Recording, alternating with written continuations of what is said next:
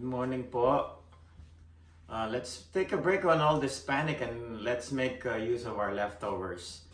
I got some leftover baked chicken, which was that we had leftover last night. So I'm going to cook Caldereta kasi yun po ang nakita kong ingredients dito sa bahay. Meron akong kalamansi, garlic, minced garlic, tapos onion, tapos yung chicken, tapos meron po rin akong carrots na pinagputol-putol, tomato sauce, and liver spread.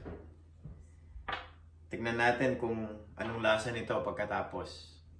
And also, once this get cooked, meron akong mga taster dito, yung anak ko at saka yung asawa ko.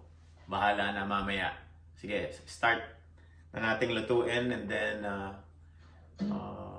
magiging masarap kaya o hindi. Okay? Manood lang kayo at ita-timelapse ko yung pagluluto. Salamat po at magandang hapon.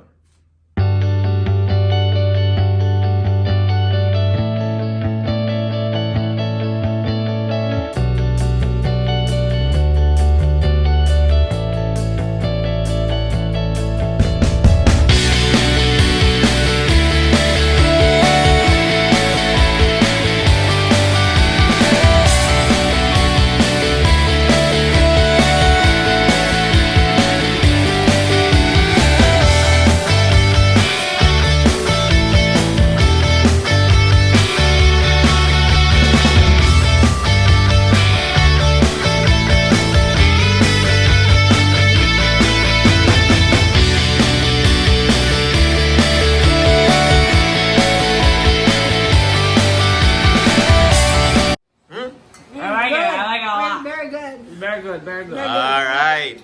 Lindsay, you're eating?